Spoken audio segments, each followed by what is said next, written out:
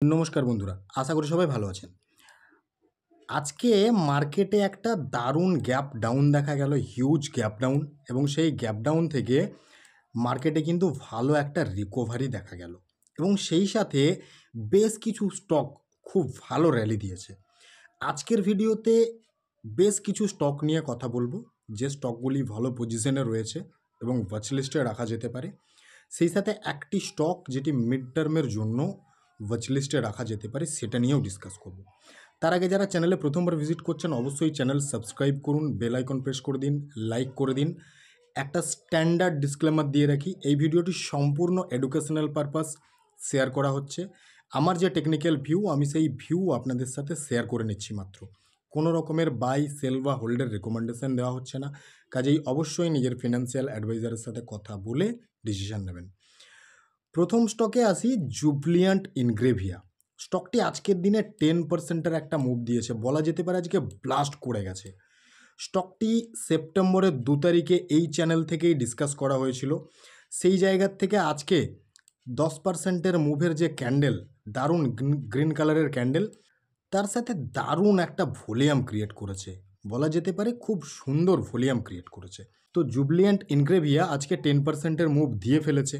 এখানে কিন্তু একটা প্রফিট বুকিং আসতে পারে আগামী ট্রেডিং সেশনে। সেই সাথে আরও একটা বিষয় আমাদেরকে এখানে দেখে নিতে হবে, স্টকটির উইকলি চার্টে যদি আমরা যাই, কি দেখা যাচ্ছে, স্টকটির যে অল টাইম হাই, সেই অল টাইম হাইয়ের অনেক কাছাকাছি কিন্তু স্টকটি চলে এসেছে। 828-এর কাছে অল টাইম হাই, এখন 742-এ ট্রেড করছে। কাজেই এই জায়গাতে এই অল টাইম হাইকে টাচ করার কিন্তু একটা সম্ভাবনা থাকবে। কারণ হচ্ছে কি, রিসেন্টলি যদি আমরা একটা বিষয় এখানে খেয়াল করি, খুব ভালো বুঝতে পারবো। এখানে যে র্যালিটা দিয়েছিল, এখানে দেখুন ভলিউম কত সুন্দর ইনক্রিজ করেছিল। সিমিলারলি এইখানে আবার যে র্যালিটা শুরু করেছে, এখানেও কিন্তু ভলিউম দারুণভাবে ইনক্রিজ হচ্ছে, অর্থাৎ তার অল টাইম হাইকে টাচ বা অল টাইম হাইকে ব্রেক করে নতুন অল টাইম হাই বানানোর দিকে স্টকটি কিন্তু এগোতে পারে। কাজেই এই স্টকটিকে কিন্তু ওয়াচ লিস্টে এই মুহূর্তে রাখা যেতে পারে। এরপরে ডে চার্টে যেটা আমরা দেখলাম, স্টকটি আজকের দিনে দারুণ ভলিউম ক্রিয়েট করেছে এবং খুব সুন্দর একটা গ্রিন কালারের ক্যান্ডেল ক্রিয়েট করে তার রিসেন্টের যে হাই ছিল, সেই হাইটাকে কিন্তু ব্রেকআউট দিয়েছে। এরপরে যেহেতু এখানে 10%-এর একটা মুভ পাওয়া গেছে, এখানে একটা প্রফিট বুকিং যদি চলে আসে, সেক্ষেত্রে একটা পুলব্যাক, তারপরে এই 828-কে টাচ, এইটা যদি হয় তাহলে কিন্তু সেটা খুব ভালো সিনারিও হবে। এরপরে আগামী ট্রেডিং সেশনে দেখার আছে, সেটা হচ্ছে স্টকটি আরও ওপরের দিকে যাচ্ছে নাকি এখান থেকে একটা পুল ব্যাক দেখাচ্ছে। যদি ওপরের দিকে যায় তাহলে কিন্তু ইন্ট্রাডে বেসিসে সুইং ট্রেডিংয়ের একটা সুযোগ থাকতে পারে, আর যদি নিচে পুল ব্যাক দেখায় তাহলে একটু ওয়েট করে গিয়ে এখানে কিন্তু যেখানে বাউন্স ব্যাক নেবে যে জায়গা থেকে, সেই জায়গার থেকে একটা বাইংয়ের জোন আসতে পারে। আর যেহেতু খুব ভালো ভলিউম এখানে ক্রিয়েট করেছে, সম্ভাবনা রয়েছে নিয়ার ফিউচার স্টকটি কিন্তু তার অল টাইম হাইকে টাচ করতে পারে। তাহলে জুবলিয়ান্ট ইনগ্রেভিয়া স্টকটিকে ওয়াচ লিস্টে এখনও রাখা যেতে পারে। নেক্সট স্টকে আসি, দীপক নাইট্রেট। দীপক নাইট্রেটও এর আগে আলোচনা করা হয়েছে চ্যানেলে। আজকের দিনে প্রায় 2%-এর কাছাকাছি একটা মুভ দিয়েছে। ক্লোজিংটা কোথায় দিয়েছে? ক্লোজিংটা দিয়েছে একটা জোনে, যে জোনটাতে প্রিভিয়াস অল টাইম হাইটা ছিল, সেই জোনের কাছে।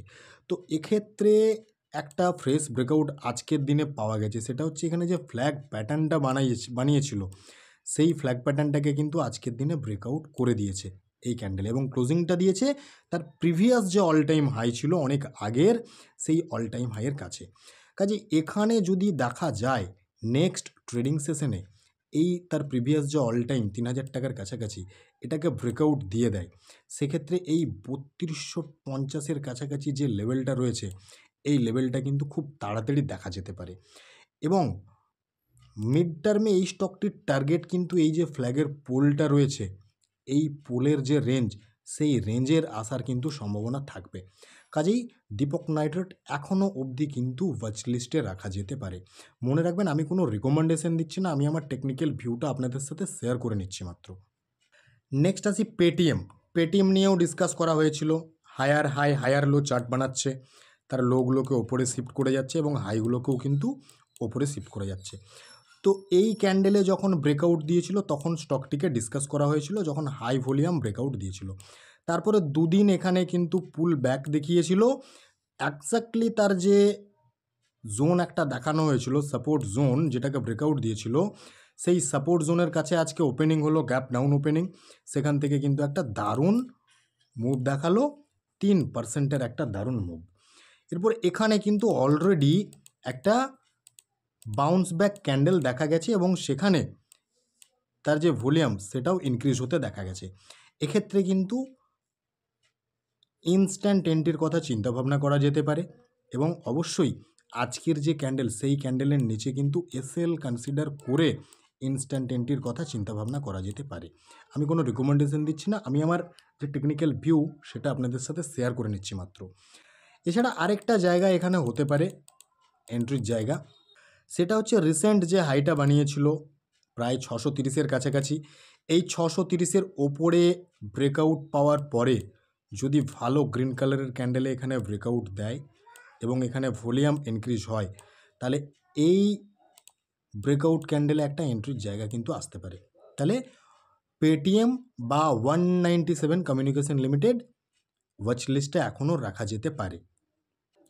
নেক্সট স্টকে আসি রেডিকো খাইতান।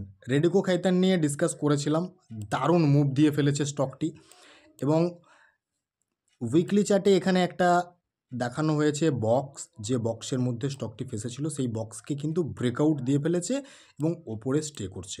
অর্থাৎ এখানে টার্গেট মিড টার্মে যেটা, সেটা হচ্ছে এই বক্সের যে রেঞ্জ, সেই বক্সের রেঞ্জটা। তাহলে রেডিকো খাইতান নিয়ে এর আগেও ডিসকাস করা হয়েছিল উইকলি চার্টে এবং ডেলি চার্টে। এরপরে ডে চার্টে একবার যাব। ডে চার্টে কি দেখা যাচ্ছে, তার যে বক্সকে ব্রেকআউট দিয়েছিল সেই বক্সের ওপরে কনসলিডেশন মোডে কিন্তু স্টকটি চলে গেছে। কাজে এখানে স্টকটির মধ্যে কিন্তু ওপরের দিকে যাওয়ার একটা সম্ভাবনার কিন্তু জায়গা তৈরি হচ্ছে এবং এখানে যখন কনসলিডেশনের মধ্যে আছে তখন কিন্তু ভলিউম ডিক্রিজ হচ্ছে। এরপর রেডিকো খাইতানের ক্ষেত্রে বাইংয়ের কথা যদি চিন্তাভাবনা করা হয়, তাহলে এই জায়গাতে যে হাইটা বানিয়েছে এই হাইটাকে মার্ক করে নিতে হবে। যদি দেখা যায় এই হাইয়ের ওপরে স্টকটি আবার যেতে শুরু করেছে, তাহলে এখানে সুইং ট্রেডিংয়ের একটা অপরচুনিটি পাওয়া যেতে পারে। আদারওয়াইজ একটা জায়গা এখানে দেখতে হবে, সেটা হচ্ছে স্টকটা যদি এখানে কনসলিডেশন মোডে যায় বা এখান থেকে একটা পুল ব্যাক দেখায় তারপরে উপরের দিকে যায়, তাহলে সেই বিষয়টা দেখেই এখানে ডিসিশনটা নিতে হবে।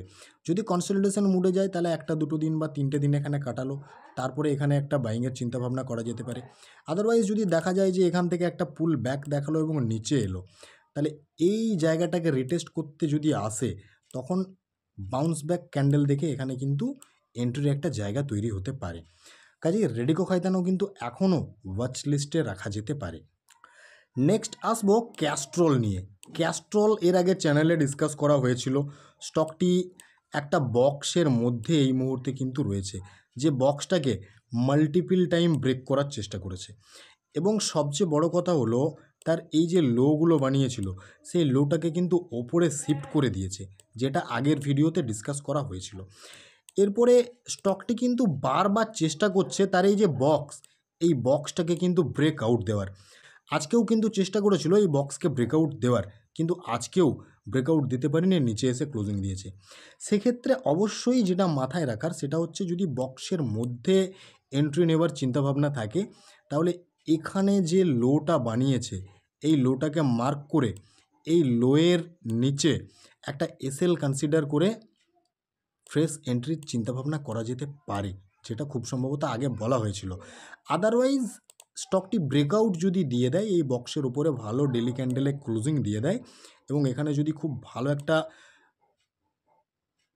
ভলিউম ক্রিয়েট করে, সেক্ষেত্রে এই ব্রেকআউট ক্যান্ডেলে কিন্তু একটা বাইংয়ের অপরচুনিটি আসবে। আর টার্গেট অলরেডি এখানে সেট করা রয়েছে, এই যে বক্সের রেঞ্জ, এই রেঞ্জ কিন্তু স্টকটির জন্য টার্গেট হবে। কাজেই ক্যাস্ট্রল ইন্ডিয়া এখনও ওয়াচ লিস্টে রাখা যেতে পারে। আমি কোনো রিকমেন্ডেশন দিচ্ছি না, আমি জাস্ট আমার টেকনিক্যাল ভিউ আপনাদের সাথে শেয়ার করছি। নেক্সট স্টকে আসি অ্যাপোলো টায়ার। অ্যাপোলো টায়ার নিয়েও ডিসকাস করা হয়েছিল খুব সম্ভবত 2 তারিখে, সেপ্টেম্বরের 2 তারিখে। তো সেখান থেকে স্টকটি কিন্তু ওপরের দিকে যাচ্ছে, আজকে 1%-এর ওপরে একটা মুভ দিয়েছে। তো এই যে রেড কালারের ক্যান্ডেলটি রয়েছে, বলা হয়েছিল এই ক্যান্ডেলের লোতে এসএল কনসিডার করে ফ্রেশ বাইংয়ের কথা চিন্তাভাবনা করা যেতে পারে। তো সেই জায়গার থেকে কিন্তু একটা ভালো মুভ অলরেডি দিয়ে ফেলেছে। এরপরে একটা জায়গা আমাদের মার্ক করে নেওয়ার দরকার রয়েছে। কোন জায়গাটা?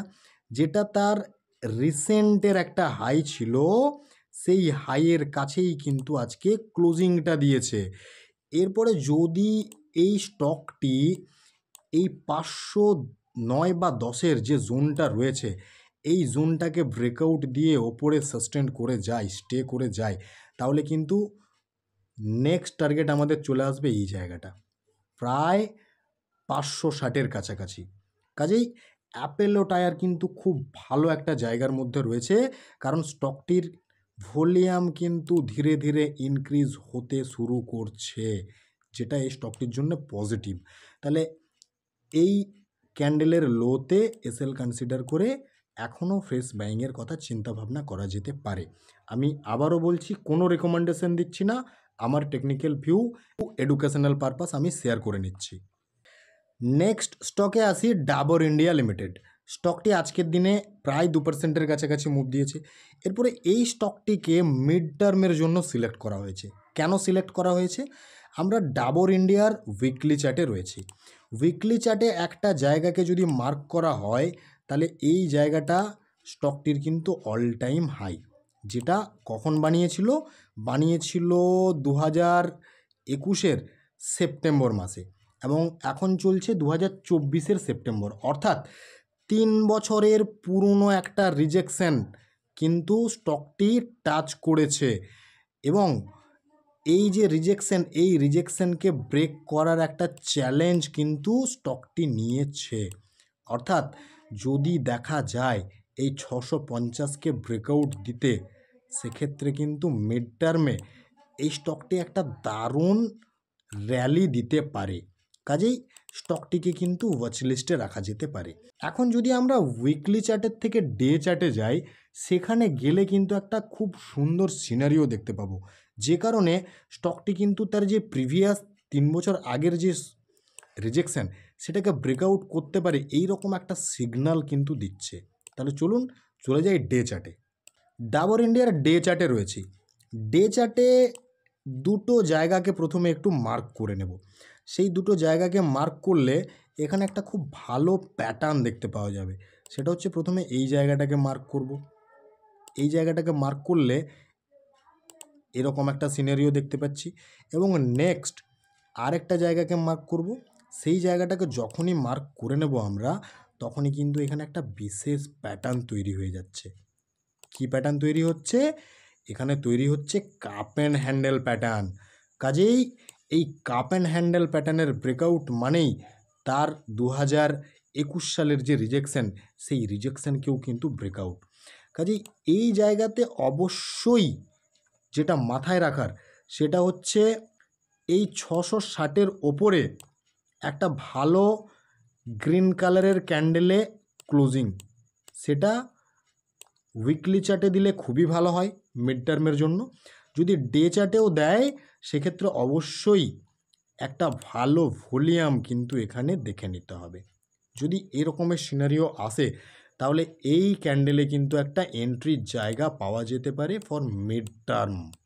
এবং আরেকটা বিষয় এখানে দেখার আছে, সেটা হচ্ছে, যেহেতু এখানে কাপ অ্যান্ড হ্যান্ডেল প্যাটার্ন বানিয়েছে, এখানে কিন্তু সুইং ট্রেডিংয়েরও একটা অপরচুনিটি দিতে পারে। কাজেই ডাবর ইন্ডিয়াকে অবশ্যই ওয়াচ লিস্টে রাখা যেতে পারে মিড টার্ম এবং সুইং ট্রেডিংয়ের জন্য। বাকি এই ভিডিও থেকে কোনো রকমের বাই, সেল বা হোল্ডের রেকমেন্ডেশন দেওয়া হচ্ছে না। অবশ্যই নিজের ফিনান্সিয়াল অ্যাডভাইজারের সাথে কথা বলে ডিসিশন নেবেন। ধন্যবাদ।